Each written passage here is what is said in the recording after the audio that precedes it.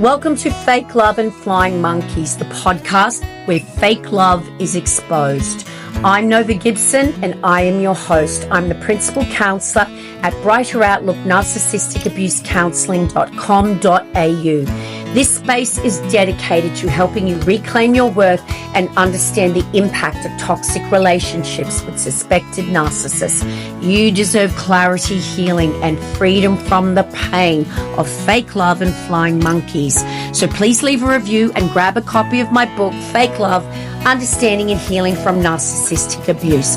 Let's uncover the truth and take back your power. Hi everyone, and welcome to another episode of Fake Love and Flying Monkeys. I have another amazing guest with me today. I have so many special people that are so brave that come on the show to talk about their stories, but I also have many experts who have often their own experiences, and that makes them the best support of all, because as you know, it's so hard to talk about this type of abuse and to find someone, a therapist, a support person who actually gets it. So today I am so lucky to have AJ with me. AJ is a parenting and trauma specialist, and she advocates for children in high conflict divorces. So welcome, AJ. Thank you so much for joining me here today. Thank you, Nova. It's such a pleasure to be here. Oh, look, the pleasure is mine. Now, AJ, I'm just going to hand it over to you. Please introduce yourself to everyone and tell us about your important job, your organization, and the incredible work that you do. Yeah, of course. Thank you. So, as you mentioned, I'm a parenting and trauma consultant, and I kind of got into this work experientially, really. I was always working in an environment where I was looking at optimizing outcomes for children. That's always been my passion. That's the work that I got into right after school. And I've always been in environments where we're looking at how do we best optimize outcomes for children. And the majority of my work actually was in preschool environments where we were working with children who either had developmental delays or children who were coming from less than ideal home environments. And really, it was about building a team and taking a look at what these kids were dealing with, acknowledging what they were dealing with, and then saying, okay, how are we best going to support these children to still thrive in the future? How are they going to achieve all their goals and live their life as any child should be able to, without having their early experiences kind of hold them back? So that's really the work that I was embedded in. And then, life happens as it does. So I met somebody and got married and had a child, and then it ended up getting divorced. And then I guess in the midst of that divorce dynamic is really when I started, or really what opened me up to this whole world of really complex trauma and children. Because divorce, as we know, and I knew with the work that I did also, is a trauma for children, right? Yeah. And that was something that was really in the front of my mind in terms of how are we going to make sure that this divorce situation that is now happening isn't going to cause long-term repercussions for this kid? And how are we going to best support her? And I guess throughout my journey, Nova, what I found was there was very little resources on how to navigate a high conflict divorce, which is what I had been in at the time.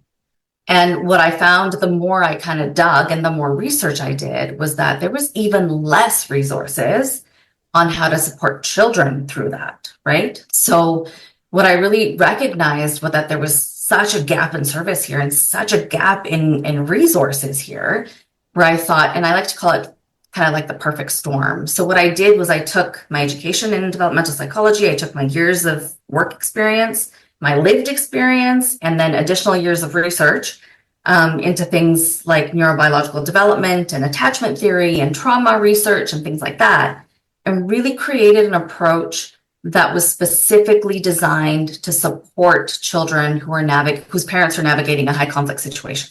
Yeah. And for children who are constantly being placed in a less than healthy environment, which is, for all intents and purposes, really causing them trauma, right? What I was finding was that there was a lot of approaches out there that could support children post-trauma, right? Here's the traumatic event, we get them out, and then we best support them through this therapeutic parenting model or whatever that looks like.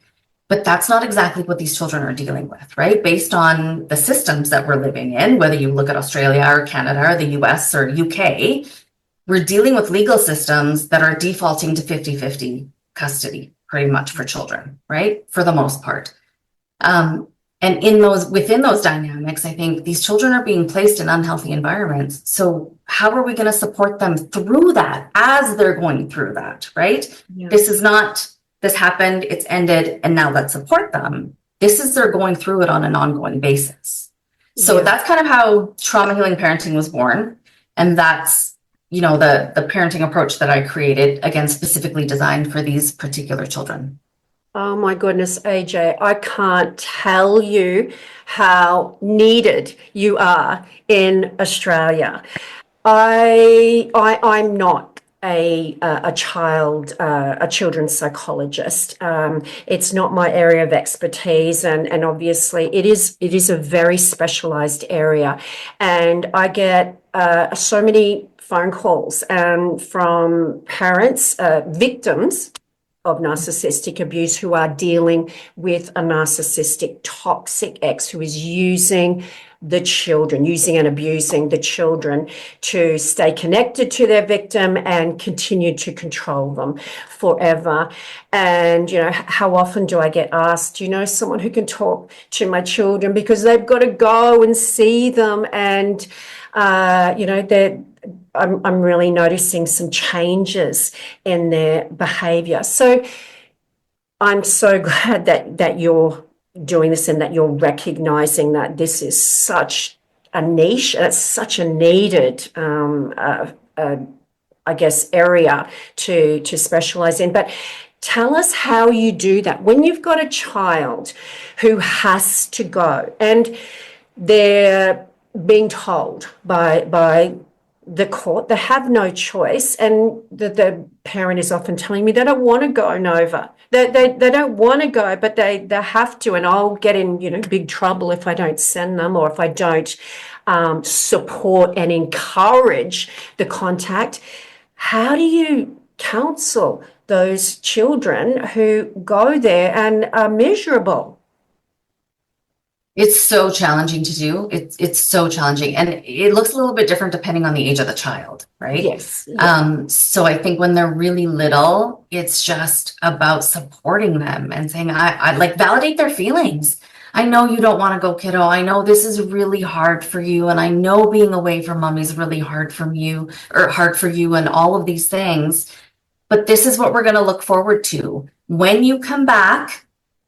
This is what we're going to do. We're going to have your favorite dinner ready. We're going to go to the park. We're going to do all these fun things, and really try and shift the focus for them to start looking forward to something, as opposed to the dread of where they're going to be. Because unfortunately, it's like you said, right? When you have parents coming to you and saying, this is what my kid's saying, but I can't do anything about it because I'm going to get in trouble, right? I mean, there's so many things that are wrong with that scenario in and of itself. Yeah. But as far as the children are concerned, when they're really young, that's what I really get parents to do, is get the child to focus on the positive, not the positive of being with the other parent necessarily, but the positive of what it's going to look like when they come back.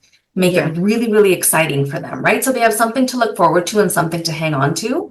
Yeah. As children get older and they have a bit more understanding, you can be a little bit more open with these kids, right? We do always have to navigate this very fine line. And I tell parents, we have to navigate this very fine line of making sure we're not disparaging the other parent. We're not saying anything bad about the other parent. Yeah. But this is also not a typical co-parenting relationship. So do we have to defend the other parent? Do we have to defend their behavior? Do we have to, in that way, then invalidate our child's feelings? We do not, right? Yeah. So in that case, as the children get older, I say we can be a little bit more honest with them, right? And say things like, I'm really sorry, kiddo, but this isn't something that mommy can control. Because, I've had parents say to their children who are 8, 9, 10 years old, like when mommies and daddies separate, if they don't agree on things, there's other people that get involved and other people make these decisions.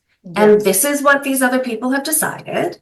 And unfortunately, this is what we have to deal with right now, right? They can handle that level of honesty from you, right? Because we have to also look at this dynamic from the perspective of they're not getting any honest answers from the other parent, right? They're not getting anything honest from the other parent. So where are they going to get the reality from? So that's where I say, we don't, typical co-parenting.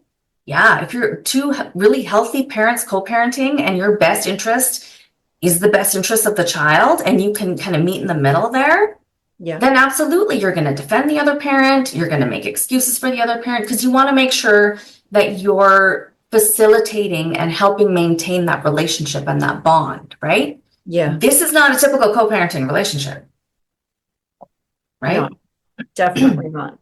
Oh my goodness, AJ, I have so many questions. So let's flip the script a little, and instead of it being a child who doesn't want to go and saying, "Mummy, Daddy, I don't want to go and have contact with the other parent."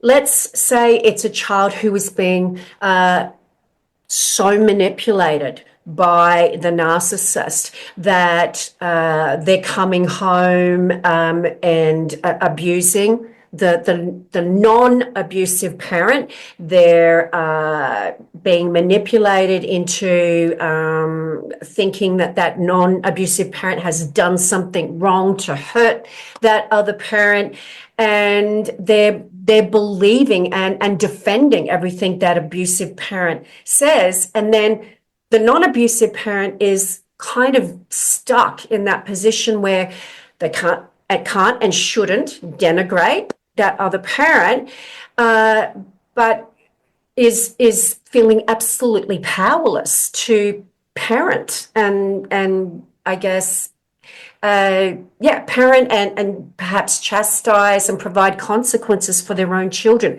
That power's been taken away from them, as is their children's affection. That is such a challenging position to be in, and it's a heartbreaking position to be in, right? Yeah. The thing I tell parents when they come to me with that, and there's recently been quite a few scenarios where that's come up, is we always have to focus. Number one, we always have to keep in mind that this child is also being abused. Yeah. Right? They're being manipulated. They're being abused. They're in this place where they feel like they have to toe the party line and they have to come at the healthy parent with all the stuff that they know because they're trying to figure out what's right and what's wrong in and of themselves, right? Is any of it correct? No. What I tell parents in that sense is, number one, keep in mind they're being abused so we can come at it with that level of compassion, even if they're just spewing nasty stuff at us, right? Yeah. The other part within that, again, depending on the age, you have to make sure you keep yourself physically safe, right? I've heard of older children who can get violent and things like that. So we address that first. Yeah. But the biggest part within this is we want to highlight the fact that we have to continue to focus on the relationship. Yeah. Right? We have to focus on the relationship. And part of what I teach parents is when our children are coming back from the other parent's house, from the maladaptive parent's house, they have been living in their stress response. They've been living in their trauma response. So when they walk through that door and they're spewing all this stuff at you, that's part of their trauma release, right? Yeah. So we need to let them get that out, right? As much as the words that are coming out are going to hurt us, we have to let them get that out of their system, right? Because we don't want them holding it in. Better out than in, for sure. Yeah. And then once they've kind of calmed down, you approach it with curiosity. We're not going to necessarily defend ourselves and say, well, that's a complete lie, and I can tell you why it's a lie, and here's all the proof, and here's all this. It's just, well, that's a really interesting perspective, kiddo. Tell me more about that. Why do you believe that? Why do you think that? Start asking questions if they're in the place to answer those questions, right? And the key really, like, number one is relationship. Number two, what we really want to try and do, even in those really difficult moments, is try and support these kids in recognizing that there's a different way of looking at things. We got to get their critical thinking started. We have to start doing those things, right? Because we always want to we want to approach things differently from the other parent, right? The other parent is dictating things to them. Yes. Right? This is what happened. You believe this. This is what's right. And this is what's wrong. If we come at it from a defensive way and say, that's not right, here's the truth. Now this kid is stuck in the middle, doesn't know who to believe, doesn't know what to believe. So where do they go from there? Right? So it's really important for us on this side to be able to open up some capacity for them to start using their own critical thinking skills on, hold on, let me just take a look at this. This is what the other parent said. That's not my experience of this parent. So then where's the truth in the middle, right? Did that happen overnight? No. Does it happen in that moment when they're really, really angry and they've just come back? Not likely, right? Yeah. But it can happen over time. Yeah, and I think this is often the really difficult part for the non-abusive parent, the victim, is that they want immediate fixes, and they're traumatized themselves. If they haven't got the right skills, they're not seeking the right support, then they're going to be gaslighted continually, and that narcissistic parent continuing to try and control and feed off their emotions. So they've got that if they're not addressing that and processing their trauma. And then they've got a child coming home and they're trying to do the right thing for them, and having patience when they're half or three-quarters empty themselves is so difficult. But I think one thing that really resonated with me with what you said was you've got to be different, and you've got to appear to be completely different from the other parent. So whilst you mightn't be able to get it across with your words by going, no, that's wrong, I'm right, type of thing, they can see the difference in your behavior, in the fact that they don't have to walk on eggshells at your house. They don't fear, that punishment through the coercive control, and they will grow to be able to see and understand that difference as they get older. Well, and it's what you said, right? We have to show that difference, and that they don't have to walk on eggshells, right? Yeah, they've got and contrast. Part of exactly that contrast. And part of what I tell parents, even though it's a little solace sometimes when you're in the thick of it, right, is we can take a little bit of comfort in knowing that our children are actually comfortable enough to come to us with those really big emotions and all of the language and all of the things that they're saying, and be able to throw it at us, right? Yeah. That is a sign of a healthy relationship. And that is actually a sign that they're comfortable enough with us and they feel safe enough in that relationship to be able to do that. Because if you flip it, do you think they're doing that with the other parent? They are absolutely not. No, they're right. That they fear the punishment. Yes, exactly. If you've been conditioned over a lifetime to not talk about your feelings are always wrong, which is often the case, then you've also been taught to keep that parent happy, and they don't know the consequences of their behavior. One time what they're doing will be the right thing. The next day they'll do exactly the same thing and it will be the wrong thing. So they're constantly, hyper vigilant, trying to assess that parent's mood. What an exhausting thing for a child to have to do all day, every day, to be on high alert for what's good or bad. Well, and that's just it, right? You nailed it on the head. They are on high alert the entire time they're with the other parent. Yeah. And if we really take a step back and look at it from a brain development perspective and look at it from a nervous system perspective, what is this child's inner experience, right? Yeah. If they're living in their stress response, I'll tell you what happens in the brain, right? The brain presses pause on brain development because the brain's only job when it feels a threat is survival. Survive. Right? Yeah. So they're going to be living in their body brain and they're going to be living in their emotional brain, right? They have no access to their cognitive thinking or their executive function or problem solving or anything like that, right? Because the brain develops over so many years, right? Between 0 and age 28. But the brain isn't actually doing any of that healthy development while they're in that environment because they're in survival mode. It's just survive. Yeah. Right. Yeah. I often say that to my clients, that our brains are not wired for happiness. Contrary to popular belief, they're wired for survival. Survival comes above happiness. Happiness is secondary. And yeah, you've got a child in that situation 24/7 whilst their brains are growing. It's extremely damaging, isn't it? It's so damaging. And the brain, like I said, the brain development, it happens in two different ways, right? The brain stops developing higher level functions while it's in that survival state.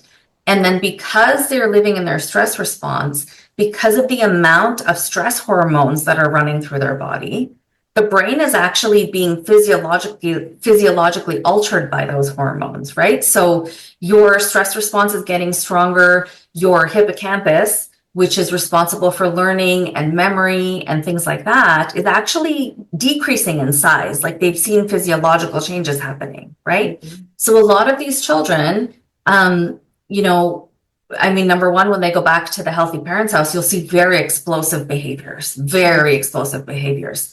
And parents get quite triggered by that, and parents get quite concerned about that. And I say, we got to get comfortable with the big behaviors because we want all those hormones to discharge from their body. That's basically what they're doing. Okay. Yeah.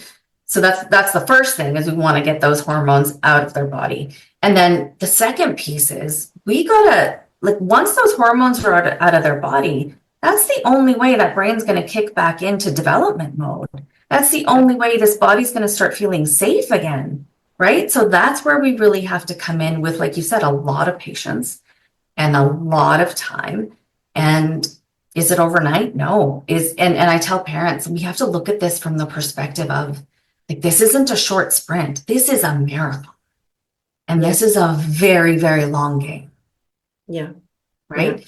And in order for us to show up as parents to the best of our capacity, the emphasis that we place on self-care and our own therapy and our own healing, especially focused during the times when we don't have our children, so that when our kids come home and we know they're going to need us to be at a very high level capacity to support them, we have to get all of that work done kind of on the back end, right? So that when these kids come home, we're ready to receive them and we're ready to do whatever it takes to best support them. That's so important. And I talk about that in my book. I give the example of, going on a plane and, the oxygen masks dropping down and the stewardess, telling parents to secure their masks first. Why? Well, obviously, because the kids can't, especially little ones, can't do it on their own. No. They need you to be healthy. So, kids don't want a perfect parent. They want a happy parent. So it's so important that self-care, so you can run the ship, so to speak. AJ, tell me how you talk to children and support them when it's a common experience with narcissistic parents. They're being parentified. That powerful trauma bond is set up with that narcissistic parent, because one minute they're really important and, mum or dad's talking to them about bills and boyfriends and girlfriends, and they're wanting their opinion on, these matters that kids just shouldn't be dealing with. And the next minute, if they displease them, they're shut out. So they're forever chasing, those breadcrumbs of nice treatment, which deflect from the abuse. But they're taking on that role of mum or dad's best friend, which once again impacts on the relationship with the non-toxic parent, because they have a different, more appropriate sort of relationship. What I tell parents is the best thing that we can do is model the appropriate relationship for them. Yeah. Right. So we have to model as the healthy parent how we're going to interact with this child, how we're going to show up with this child, how we're going to have a relationship for this child. Right. And then what happens over time, like I said, this is a long game. It's not going to happen overnight. But what happens over time is the child does start seeing the difference between how the healthy parent is interacting with me and how the unhealthy parent is interacting with me. Now, I sometimes have parents come to me and say, okay, how do I convince my kid to not behave in this way with the other parent, and to really put up their boundaries and to really stand their ground and say, I'm not having this conversation and I'm not having this discussion and you don't get to ask me those things and things like that. And the thing I say to them, not the most popular opinion, I'll be honest, is we don't do that, because we can't interfere in how that child has learned to survive in that environment. Yeah. Right? Do we know what's going to happen to that child if they decide to stand up and stand their ground? Yeah. Nothing good is going to come of that. Yeah. For them, right? So we unfortunately can't necessarily influence that child directly in terms of when the other parent says, this kiddo, this is how you're going to respond and this is what you're going to say, right? Because we need to leave that to them. Their bodies know how to survive in that environment, right? Yeah. And we're not going to touch that because we don't want to mess with that. But what we're going to do is create a very different model on this side. Again, it's creating that difference between both homes that they will over time pick up on. Yeah. And it's about giving them having really great conversations with them. It doesn't have to be about the other parent. Ideally, it's not about the other parent. But let's talk about healthy relationships. Let's talk about their friendships. Let's talk about, something maybe that you saw on TV or something that happened at school. And we can use examples of healthy behavior and unhealthy behavior in those contexts, have conversations with them. And then kind of, again, get that critical thinking started of, oh, this is interesting. So then why does my parent do this? Why does my parent treat me like this then, right? Exactly. Yeah, I 100% agree with you, AJ. They're on their own in that home, and you're not going to be there. So I think rather than look at the symptom, what is going on right in that second, and putting a lot of pressure on them to remember what to do at what time. Give them the foundation of assessing, right from wrong. Give them the foundation of it's okay to have boundaries, and what's appropriate. And sometimes you do feel like you can't kind of speak up at certain times, but it's okay to talk about it when you feel safe. I think just giving them permission to talk about it when they have a safe environment, and often that is not with the non abusive parent in detail anyway. Certainly you've got to be there with empathy. I always tell my clients, please get the children a counsellor, because you're coming from a place of love. You will be seen to be having an agenda, and it's not your fault, and that's not the child's fault, but whatever you say will be twisted and manipulated. The toxic parent will get that information out of the children because that's what they do. And just be there with empathy. But if you possibly can get them into counselling where they feel like they've got their own person like yourself who doesn't have an agenda, is just there for them, and can give them that foundation of self-esteem and developing those skills to be able to assess what's appropriate and what isn't. Yeah, absolutely. And I think the tricky thing with these situations, Nova, and therapy and counseling is you got to be really mindful of who that counselor is. Because there's, unfortunately, I've heard horror stories of so many counselors out there who just don't get it also. That goes with absolutely without saying. That's always a Yeah. caveat on my clients in my sessions. I tell them not just any counselor, because Yes. some counseling is not necessarily better than no counseling. If you're with the wrong Correct. person, then that's going to do more damage than not. So you've really got to do your research. I'm so glad you mentioned that. Yeah, absolutely. You have to do your research and you have to be really mindful of who it is.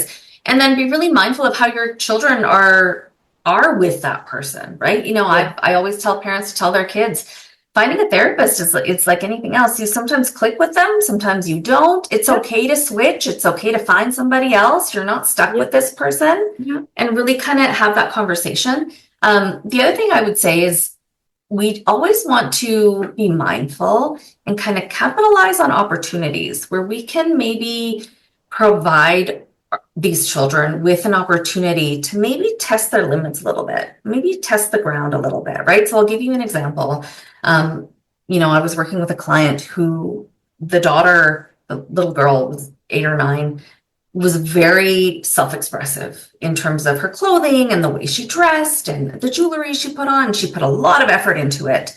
Only when she was with mom, she would put that effort into it. She would not put that effort into it when she was with dad, because dad didn't agree with any of it and it was always a big deal. So she didn't do it there, right? And there was one year, because every year dad would go back to school shopping for her.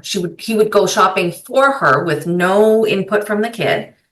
The kid would have to wear whatever dad bought, whether she liked it or not. And then there goes her year, right? And what we know with children now, self-expression is a really big deal for Yeah. them. It's a very big deal, and it's very developmentally, it's very impactful for them, right? So one year, and I worked with this client over a couple of years, she said her daughter came to her and said, "Oh, we're going to go shopping back to school this weekend." And mom said, "Well, that'll be fun." And the kid said, "No, it won't, because this is what happens." And then that's when mom kind of took that opportunity and said, "Well, hold on. What if you just pushed back a little bit? Just a little bit." And she's like, "What do you mean? I would get in so much trouble. I can't do that." And she's like, "No." She's like, "Well, hear me out." She's like, "You don't have to be mean about it. You don't have to be rude about it. But maybe dad shows you a shirt or some pants or something, and you can just very politely be like, 'No, thank you. That's really not my style anymore.' Or 'No, thank you. I just don't like that color anymore.' Or I don't know. I don't like cats anymore," whatever it is. And Yeah. then 2 weeks later, Noah, I got feedback from the parent, and she said her daughter came home so ecstatic and so excited. And she said, Wow. "Mommy, I pushed back and I did what you told me to do. And I tried to be really brave, and I did it. Yeah. And I got the clothes that I wanted." Wow. Isn't So that's amazing? But isn't it sad that so much excitement can come from things that a child should just take for granted? And that's, yes, yeah, just an in. 100%, 100%. And that's when we really have to look at like the experience that these children are having. This is not a normal experience for No. any child, right? This is not even a normal experience for a child whose parents have a healthy, amicable divorce. There's Yeah. nothing healthy about this. Yeah. Right. Absolutely. So AJ, when I am talking to my clients, I often hear that yes, they finally managed to get them into counselling. And by the way, for everyone who's listening, if you haven't done so already, please get counselling factored into your orders or your parenting plan, because the other parent will push back. Counseling is a betrayal. The child's talking to someone else. They don't want their dirty laundry aired. So yeah, get that in your orders. But they have managed to get their children in counseling, which is wonderful. But the other parent is interfering. They're contacting the child psychologist, and they're also grooming the children before they come to counseling. Don't you talk about this? Make sure you say good things about me too. All this kind of influence. Do you often experience that? Sometimes, oftentimes, actually. One of the things that we can do to counteract that is, like you said, not only put counseling in the order, but you can put a caveat in the order that says, mom and dad are to drop off the child, or mom or dad are to drop off the child and not go in and speak to the therapist or speak to the counselor. All communication is meant to be through email only. So that way all three parties are getting the same information, things like that. Yeah. The other pieces of it, Nova, as far as telling the child what to say and what not to say, again, unfortunately, that's not something that we as the protective parent have any power or control over. That's where I would really say, if you have the right therapist and they're a skilled therapist, they will pick up on what's happening. Yeah. Yeah. And then they will raise the red flags. Yeah. I'm assuming that someone who was like yourself, someone who was an expert in this area, would be able to pick up on the fact that child, had been influenced, was being groomed, didn't feel comfortable about talking about, certain subjects. What about the narcissistic parent who's sitting in the waiting room, appearing to be the doting parent? Have you had experience with that? When I just know that children who, I talk about this a lot in my book, who grow up with a narcissistic parent, the parent will often take them to counselling to fix what's wrong with them, which is often, or most of the time, the residual effects of the abuse. So the children come to counselling with knowing they've got to go home with that toxic parent, and they're also absorbing that there really is something wrong with them because they're going to counselling, and the dutiful parent is sitting out in the waiting room. Is that something that you experience much with your clients? It is, and it's unfortunately, again, like you said, it's not, unfortunately, anything that we as the healthy parent have control over. Yeah. It's these systems that we're stuck in that is allowing these things to happen. And because these children, again, right? So if we got to take a look at it if we take a step back and take kind of a bird's eye view of this, if this child is in the care of that high conflict parent, they're in their stress response, they're going to therapy, they're still in their stress response, so they're going to act accordingly. Yeah. And then they're going home with the maladaptive parent. So they're continually in that stress response. They will continue to do and say whatever they need to keep themselves safe. Yeah. And again, if you have a skilled therapist, over time, they should be able to pick up on this. They should be able to figure it out based on not necessarily the behaviors of the child, but inconsistencies in what the child is saying. And you can pick up on very subtle inconsistencies in what the child is saying. Like I said, if it's the right therapist, you can do that, right? So important to find the right therapist. Yeah. There's some parameters, like I said, that you can put into place where, I know there's some therapists who say, well, whichever parent drops off, we like to have a conversation with them, and we bring them into the therapy room and we chat with them. And, in situations like this, it becomes really challenging because the narcissistic parent is going to want to go in and put on their best face and be like, I'm the best parent. And, the child is having problems with the other parent. So I'm fully on board to let's try and fix this. Right. And in situations like that, it can really confuse the entire dynamic. Right. So as long as the children are old enough to, what I really recommend parents do, and like I said, get it in your order, is it doesn't matter which parent is dropping off. The child is dropped off. There's minimal communication with that parent. All communication with both parents is in writing through emails. Everybody has the same information. And whatever information that child is sharing in therapy remains confidential in therapy. Yeah. Yeah. Right? Unless the child chooses to disclose anything. Yeah. To the parent. One last question, AJ. The parent, the non-abusive parent who feels like they have to for their children's sake, maintain appearances with the other parent. For instance, they feel like they've got to have 24-hour-a-day access open to them, which of course the narcissist, the toxic parent, is going to take advantage of to disrupt you and trigger you. But also things like, feeling like they've got to stand beside the other parent at the weekly soccer game. I often tell them that your children can sense your anxiety. They see that you can't sleep for 3 nights before you go to that soccer game, and then you have to recover for 3 nights when you've seen them. That's not what's best for them. Can you talk to everyone about the fact that you can't co-parent, and trying is not what's best for the children? It's not a normal relationship. No, I'm so glad you brought that up. I have parents come to me and say, I've been trying to co-parent for 2 years and this isn't working. What do I do?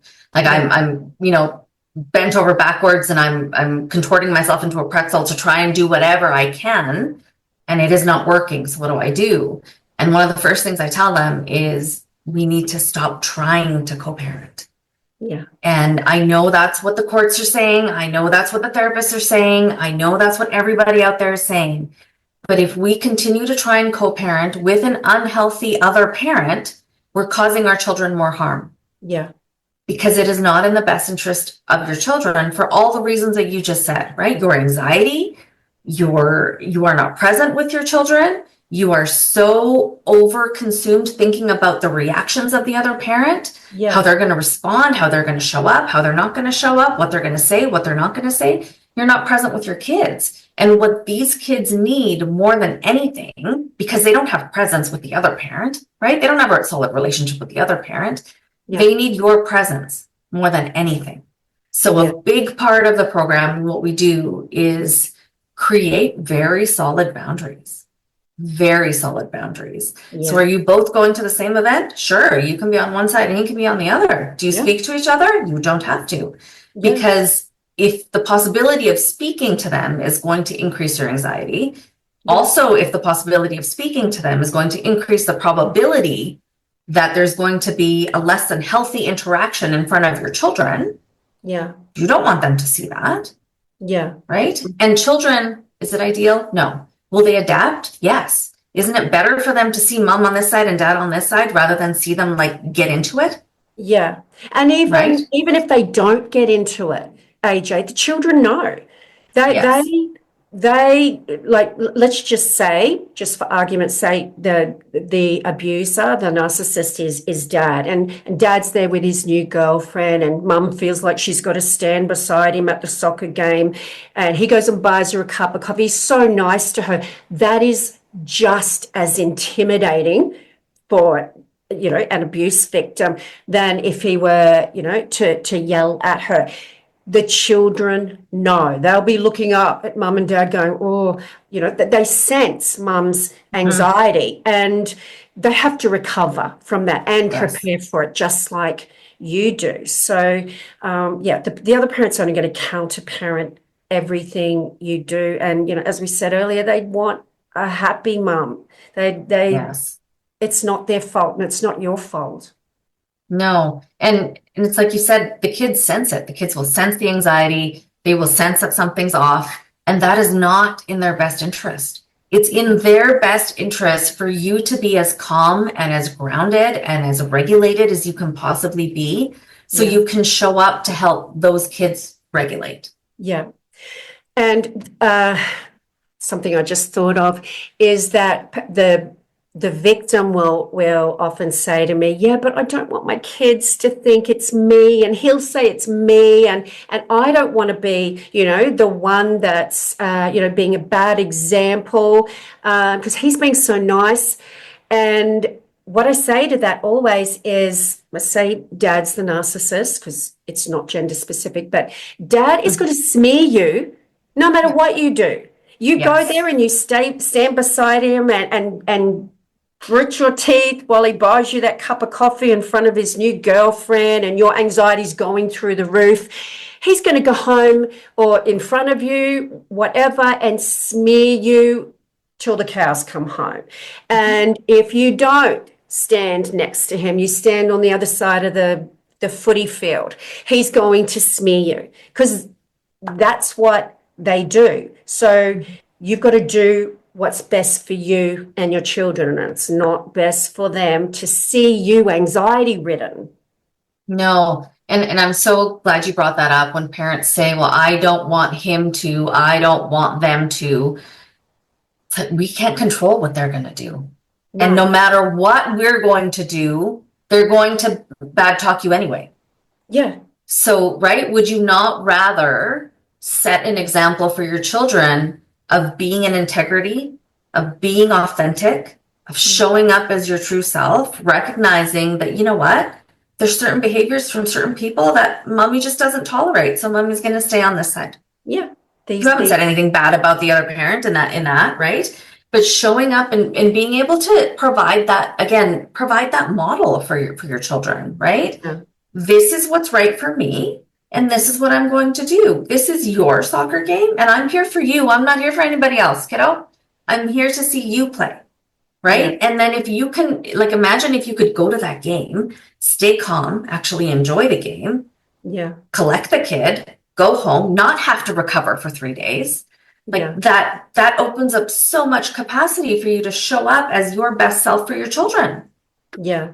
Yeah, right? Absolutely. Just putting those boundaries in place so their life and your life has stability, predictability, and consistency in it. And as you said, it's not ideal, but you're not dealing with an ideal situation. So you have to risk manage the situation when you can't completely go no contact. And I mean, the narcissist is going to do whatever they can do because they've got to annoy you, to frustrate you, because they've got that connection, the children, but they can only get an inroad if we leave those boundaries low and we leave that door open. Sometimes it's just not possible to keep them out completely.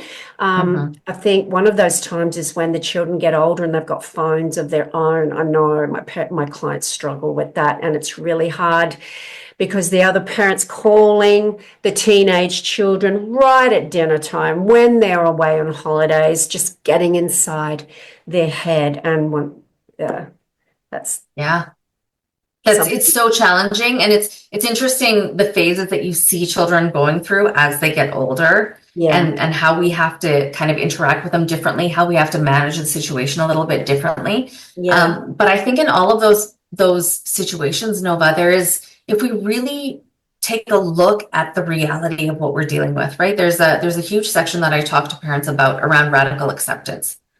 We have to take a really hard look at the reality of the situation. Is it ideal for the children? No. Was the divorce ideal for the children? No. Nobody wanted this. Nobody signed up for this. Yeah. But this is the reality of what it is. And you said, we got to manage the risk. We have to manage these children. We have to support these children in a way that's going to minimize the harm that they're experiencing. Are we going to be able to eliminate the harm? No. But we look at it from a harm reduction lens, right? So how are we going to minimize the harm that they're experiencing? And also, at the same time, give them the tools and the strategies to set them up for success, right? So in that example you used, when the kids get older and they have cell phones and the other parent is calling all the time, those are great opportunities to be able to say, hey, do you think you want to answer the phone now? You don't have to answer the phone, right? Like, give them that opportunity, give them that out to really think about it for themselves, right? Because again, the other parent isn't giving them those opportunities. They're not giving them any space to be able to develop their own capacity to think for themselves, right? They're being indoctrinated, basically. Yeah, absolutely. So we need to be able to provide that and really capitalize on those opportunities when they come up. Yeah. And, putting boundaries in place, recognizing that that's okay. Your child will know in the way that you speak to them that when you say, hey, as you said, do you want to answer that? We're having a beautiful dinner or we're away. You're coming from a place of love. And that's the difference between you and that toxic parent who mightn't even say anything, but the children just know if that phone goes off and they get the eyebrow raise from that toxic parent, they know they have major anxiety. They know not to answer that. They know not to talk about happy times with the other parent. That's a betrayal. So Yes. yeah, that's the difference between your boundaries and them punishing them, that coercive control in the other home. Yes. Yeah. And even parents struggle with that, even in the boundary piece, because say you're having a lovely dinner and the phone goes off and you have that conversation. Do you want to answer that? Do you not want to answer that? And the kids go and answer it, right? That's when I tell parents, it's okay. Don't take it personally, It's right? not their Because fault. again, it's not about us. It's Yeah. about, we don't know what that child is going to experience when they go back to the other parent if they don't pick up didn't that phone, answer the phone. Yes, right? absolutely. And if you Yeah. interfere, well, if you, I guess put punishments in place or just have some sort of consequences if they do answer it, then that is exactly what the toxic parent has done it for Yes. your reaction. So Yes.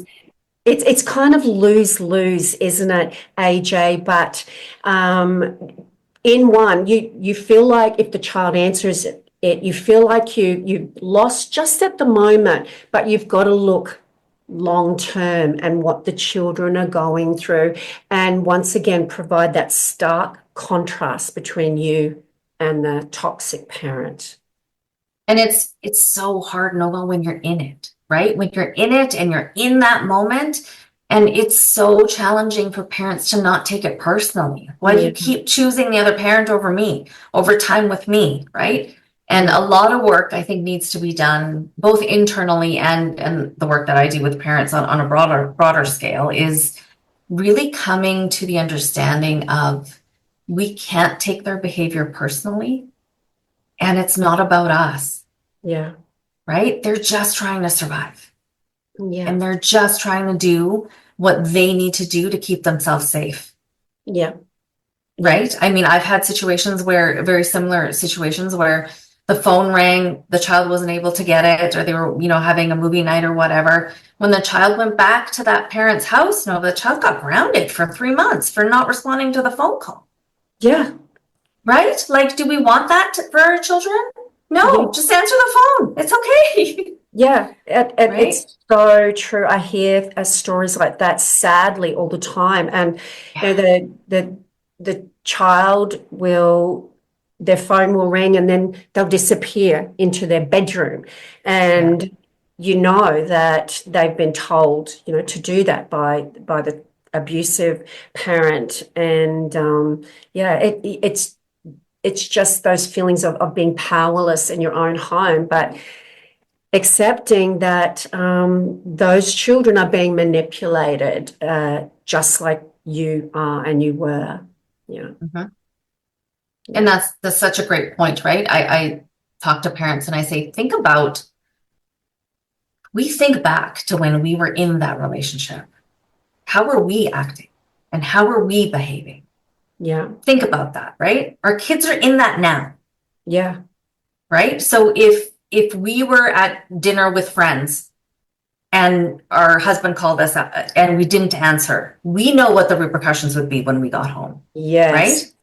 So our children are behaving the same way we did when we were in it. Yeah. Right? Oh, it's just such a horrible thought, isn't it?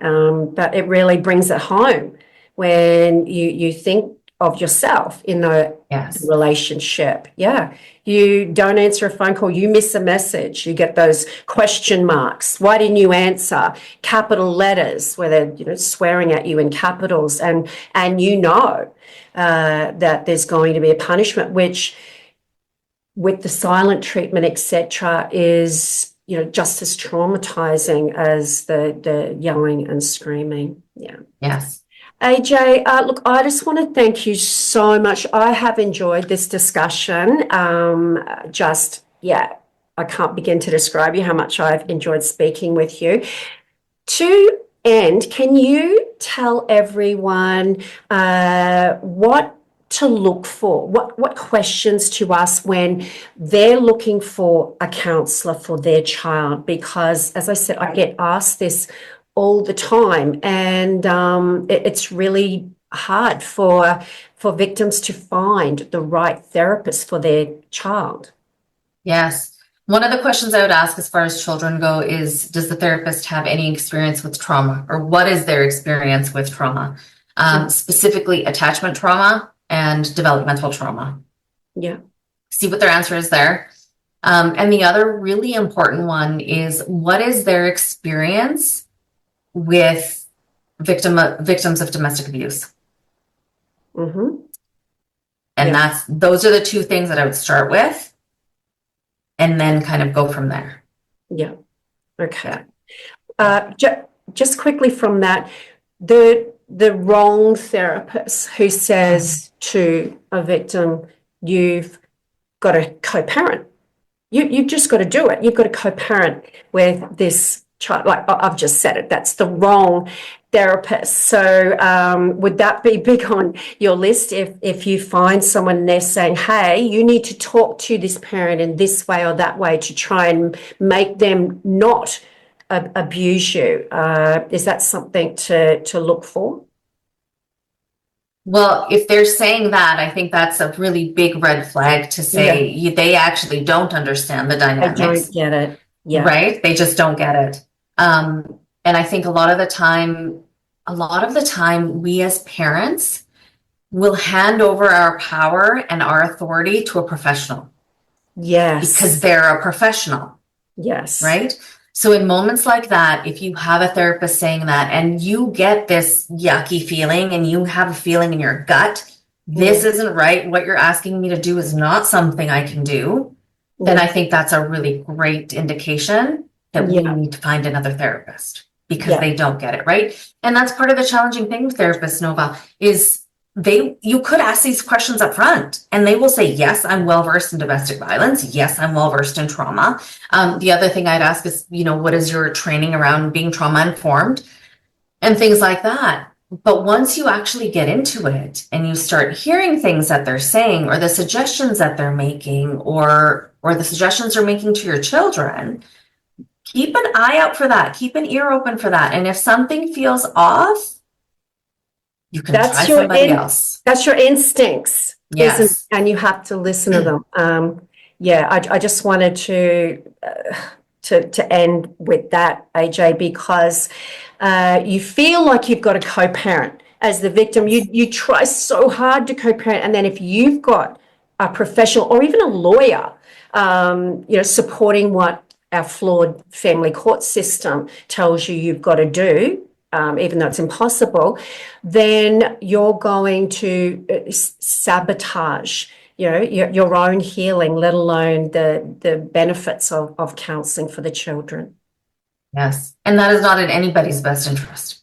Yeah, no. Especially the children. Yeah.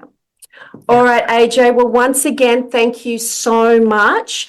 Now, where can people find you? Because I have a lot of listeners, followers in the States and Canada and in Australia, if they would like to reach out, people all over the world, where can they find you? I'll put your link in the description. Yeah, of course. So my website, you can go to my website. It's thetraumahealingparent.com. And then you can also find me at AJ Gajjar on Facebook and also on LinkedIn, and we'll put all the links in there. Yeah. So everyone can find me that way.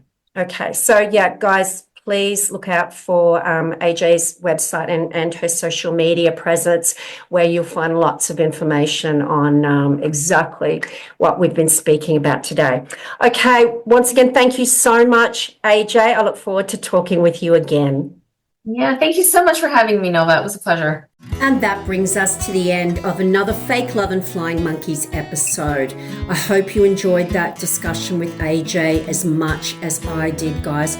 Such an incredibly important service, because children suffer too with this type of abuse, and it's just so incredibly difficult for victims to know how to navigate those situations when they can see that their children are suffering. Now, if you are going through your own journey of healing, escaping narcissistic abuse, then please reach out. I would love to be able to support you one-on-one in your healing journey. Please just have a look for my website link in the description, and you'll also find there a link to my best-selling book, Fake Love: Understanding and Healing from Narcissistic Abuse, which will also help you so much. Now, if you would like to support the channel, every little bit helps, but really sharing and giving it a rating and a review is probably the best thing you can do to help with that dreaded old algorithm. Now, until tomorrow's episode, it's bye for me for now. Remember until then that you are worthy of love, and you are worthy of so much more than a lifetime of fake love and flying monkeys.